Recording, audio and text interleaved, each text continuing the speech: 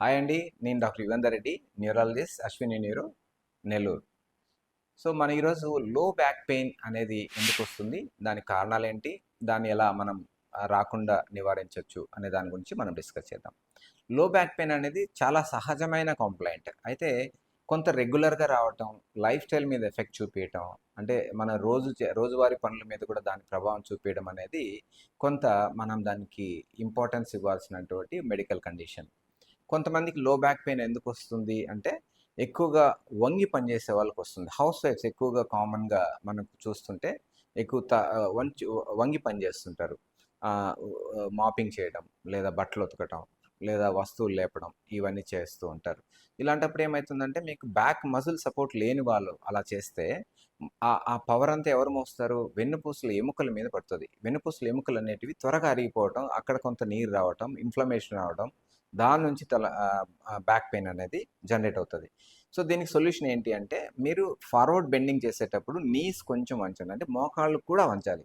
మోకాళ్ళు కూడా వంచి మీరు వంగినప్పుడు ఏమవుతుందంటే ఆ పవర్ అనేది మోకాళ్ళ మజిల్స్, నడుం మజిల్స్ అన్నీ కలిపి డిస్ట్రిబ్యూట్ చేసుకుంటాయి. అప్పుడు మీకు ఒక్క నడుం మీదే మీకు బరువు పడదు. సో దట్లో ఏంటంటే మనం నడుముని కాపాడుకోవచ్చు. రెండోది ఏంటంటే బ్యాక్ మజిల్ని మనం స్ట్రెంగ్తన్ చేసుకోవాలి. స్ట్రెంగ్తన్ చేసుకోవడం ఎట్లా అంటే రోజువారీ ఎక్సర్సైజులు ఉంటాయి. బ్యాక్ మజిల్ పెంచే ఎక్సర్సైజ్.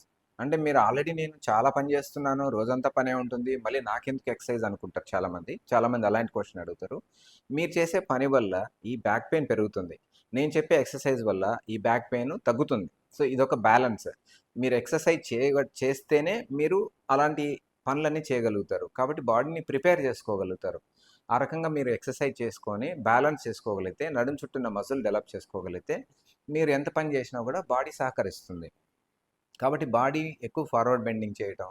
రెండోది కూర్చోవడంలో ఎక్కువసేపు సీట్ అనేది ప్రాపర్గా సెట్ కాలేదనుకోండి, బ్యాక్ సపోర్ట్ లేదనుకోండి, కంటిన్యూస్గా మజిల్ కాంట్రాక్ట్ అవ్వాలి.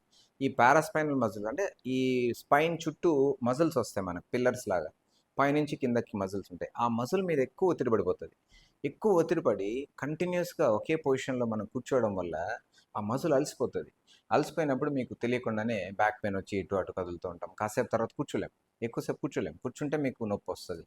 కాబట్టి ప్రాపర్గా బ్యాక్ సపోర్ట్ ఇచ్చి కూర్చోవడం, అంటే బాగా వెనక్కి జరిగి వెనకాల సపోర్ట్ ఇచ్చి కూర్చొని ఇలా ఎక్కువసేపు కూర్చునే వాళ్ళు, అంటే ఎక్కువసేపు కూర్చునే జాబ్స్ ఉంటాయి కదా, వాళ్ళకు ఇలాంటి టెక్నిక్స్ అవసరం.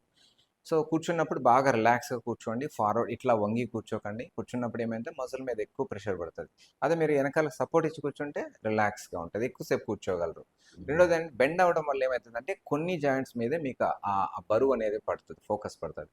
అదే మీరు స్ట్రైట్గా కూర్చున్నప్పుడు ఏమవుతుందంటే మన బాడీ బరువు అంతా ఈవెన్గా డిస్ట్రిబ్యూట్ అవుతుంది. అన్ని ఎముకలు కొద్ది కొద్దిగా పంచుకుంటాయి. అప్పుడు ఏమవుతుంది, ఒకే ఎముక మీద స్ట్రెస్ అవ్వదు.